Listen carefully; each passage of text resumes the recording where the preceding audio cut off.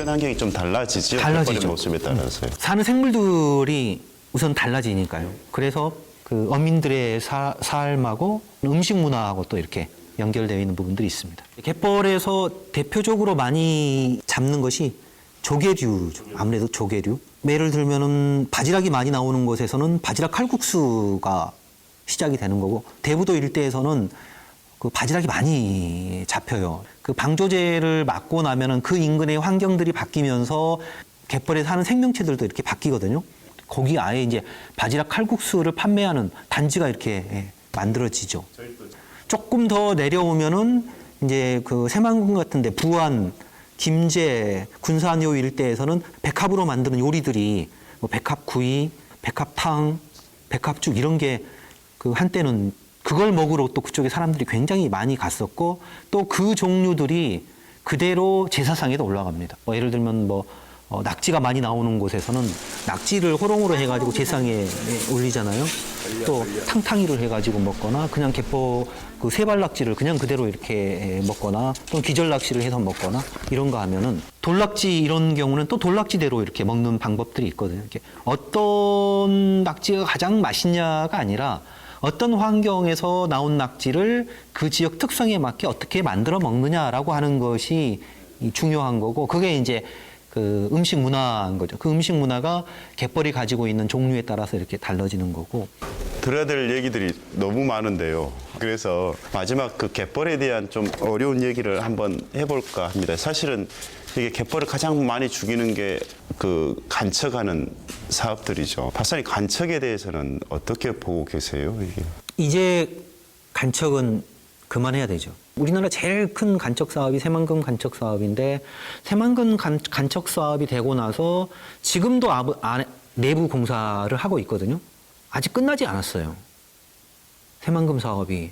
얼마나 더 많은 예산이 들어가야 될지는 아무도 모르죠. 그게 어떤 목적으로 이용해야 할지도 아직 명확하게 결정된 바가 없어요. 처음에 농지를 조성한다고 했다가 복합산업단지를 만든다고 했다가 상황이 바뀔 때마다 이용하는 그 용도가 이렇게 바뀌어졌죠. 무슨 목적으로 간척을 하는지에 대한 것도 없이 간척이 사실은 진행됐다고 해도 과언이 아니죠. 반대로 갯벌이나 바다가 가지고 있는, 특히 갯벌이 가지고 있는 가치, 그 다원적인 가치 이런 것들은 계속 지금 밝혀지고 있잖아요. 예를 들면은 인천의 연평균 기온이 서울시보다 더 높다 그래요. 그 이유가 해양학 하시는 사람들은 갯벌에 그 좀 의혹의 눈을 두고 있어요. 갯벌이 사실은 기온의 조절 장치도 갯벌이 한다라고 이렇게 보고 있는 거죠. 근데 그게 갯벌이 막아지는 순간 사실은 갯벌은 거의 다 해양 도시 연안 쪽에 이렇게 형성되어 있고, 그게 보존되느냐 보존되지 않느냐라고 하는 것은 그냥 그 갯벌 생물들한테만 영향을 주는 게 아니라 인간의 삶에도 엄청난 영향을 준다는 얘기죠. 사실은 상상도 못한 일이거든요. 그런 부분들은. 갯벌을 매립했을 때 앞으로 어떤 일이 발생할지는 아무도 모르는 거죠. 그만큼 엄청난 변화를 가져올 수 있는 게 이 갯벌이죠. 달리 얘기하면은 갯벌의 가치는 무궁무진하다라고 하는 걸로 지금 결론이 나고 있죠. 갯벌의 무궁무진한 가치를 일찌감치 깨닫고 보존에 힘쓰고 있는 곳이 있습니다. 우리나라에서 가장 넓고 토실토실한 갯벌이 존재하는 곳, 전북 고창. 이곳은 다른 지역에 비해 갯벌 생태계가 잘 보존되어 있는데요. 예부터 고창 주민들은 갯벌을 삶의 터전으로 삼아 소금과 조개 등을 얻고 했습니다. 예전에는 조금씩 잡았던 걸 시장에 가서 팔았어요. 근데 지금은 상권도 많이 변하고 그래서 이제 수매상들이 와서 이제 도매상들이 가져가니까 이제 그 수고스러움은 좀 덜었고, 그 예전보다도 가격도 많이 받고 있죠. 갯벌에서 채취한 수산물로 대다수의 주민들이 생활하는 곳. 덕분에 고창에선 갯벌을 보존하는 것을 매우 중요하게 여겼습니다. 그 노력을 인정받아 2010년 고창 갯벌은 람사르 습지로 지정됐습니다. 일단 만형으로 이루어져 있는 갯벌이기 때문에 펄갯벌과 모래갯벌, 혼합갯벌이 골고루 잘 섞여 있습니다. 그 다양한 갯벌이 분포한다는 이야기는 다양한 생물과 그 다양한 인간의 활동이 가능하다는 이야기이기 때문에 그 종 다양성 측면과 보존해야 될 측면에서 굉장히 우수한 람사르 습지입니다. 생태계가 잘 보존된 고창 갯벌.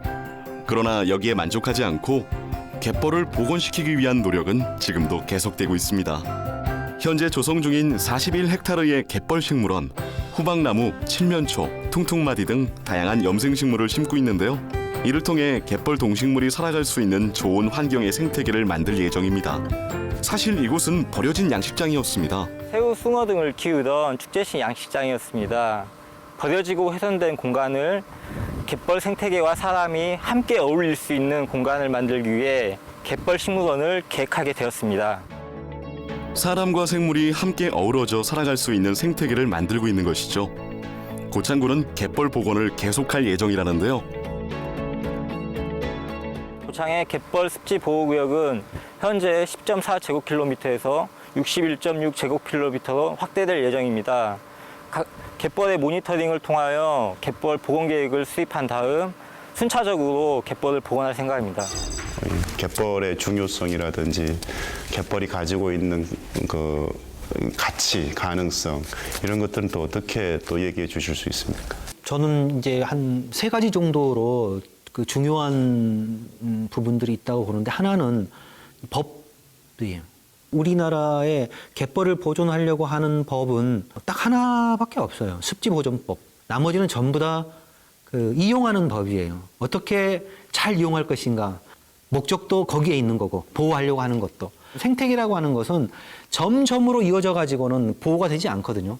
면적으로 또는 벨트로 이렇게 이어졌을 때 보호가 되는데, 그래서 그 생태계 벨트, 이게 중요한 거고, 그걸 살려내기 위해서는 그 보호 지역도 그렇게 벨트로 이렇게 만들어져야 되는 거죠. 또 하나는 이제 제일 많이 이용하는 어민들이죠. 어민들이 갯벌이 단순하게 조개만 채취하고 물고기를 잡는 경제적인 그런 가치로만 이렇게 이제 봐서는 안 되는 거죠. 원민들 스스로 갯벌이 가지고 있는 그 다양한 가치, 그러니까 문화부터 시작해서 그다음에 심지어는 기온의 변화 또는 뭐 홍수 조절 뭐 이런 것까지 그 다양한 그 가치를 어민들이 공유를 해줘야 되죠. 그래서 도시민들이 왔을 때 갯벌이 가지고 있는 가치가 이렇게 다양하다라고 하는 것들을 설명해 줄 수 있어야 되고, 그래서 우리가 잡은 꼬막, 우리가 잡은 물고기, 이게 단순하게 그 밥상에 올라간 수산물이 아니라 갯벌이 가지고 있는 다양한 가치들을 가지고 있는 그런 생물들이다. 그 가치를 당신이 지금 섭취를 하는 거다. 지금 가격이 아니라 다른 가치로 사줄 수 있도록, 브랜드 가치를 높일 수 있도록 주민들이 갯벌의 가치의 새로운 측면들을 자꾸 얘기를 해줘야 되죠. 이게 이제 두 번째로 중요한 부분들이고, 마지막으로는 소비자들이 갯벌에 대해서 다른 시선을 가져줘야 된다는 얘기예요. 인간이 만들어내는 모든 것들은 소비가 되는 순간 어디로 가냐면 바다로 가는 거거든요. 바다로 들어갈 때 가장 먼저 거치는 곳이 갯벌이에요. 그리고 그 갯벌에서 정화작용을 이렇게 해내는 것들이죠. 달리 얘기하면은 도시민들이 육지에서 어떤 방식으로 소비해 주느냐는 곧 우리 갯벌 건강한 생태계를 결정하는 결정적인 역할을 하는 거죠. 그래서 내가 버리는 것이 곧 다시 되돌아와서 내 밥상에 그리고 내 몸에 들어간다, 이렇게 생각을 해줘야 되는 거고, 그게 내가 일상적으로 소비하는 활동들이 곧 갯벌의 생태계를 결정한다, 이런 생각들을 가져줘야 되죠. 그랬을 때 갯벌이 지켜지죠.